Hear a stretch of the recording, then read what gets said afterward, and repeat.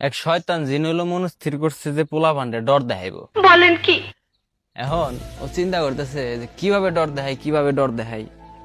ঠাস করে ওর মাথায় বুদ্ধি আছে কি যে আমি ঘুরা হই। এখন যা ভাবা তাই কাজ।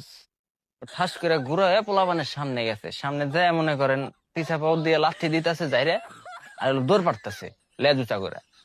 পোলা পান তো এটা দেখে খুব মজা পাইছে। अच्छा ভাই হাই হেরে কত সুন্দর ঘুরা। এখন এই পোলা পানের ভিতরে না ওই আমার বন্ধু আকাশ আসছিল ওই পুংটা শালায়। এই শালা কইতেছি কয় নো আমরা এই 8-10 জন মিলে ঘোড়ার পিঠে উঠি গে। এখন ওর ভিতরে আরেকজন কইতেছে কয় আমরা এতজন মানুষ এই ঘোড়ার পিঠে এত ডিউটা পারুম না। কয় হ্যাঁ ওইটা পারো, আমার কাছে বুদ্ধি আছে। मतलब वो अलग ही लेवल का बंदा था।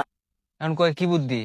কয় উ যে দেখগা ক্ষেতের কোনায় একটা বড় বাঁশ আছে, এটা নিয়ে আয় দেইশানে কেম্বা উঠি। एक बार धोखा खा चुका हूँ। এখন ওই হালাই তো যায় বাঁশ নিয়ে আইছে, আনার পর আকাশের কাছে দিছে।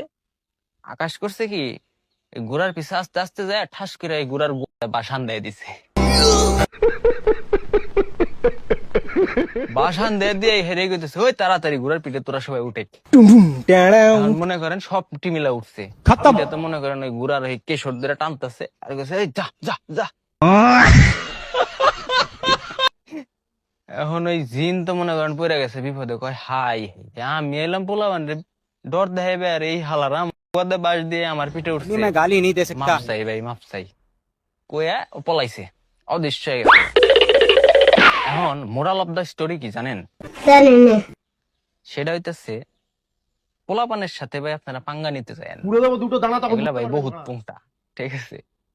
আরে আশেপাশে যদি কেউ এরকম পুংটা থাকে তারে মেনশন দিয়ে যায়, আমি তো দেখবো তারে।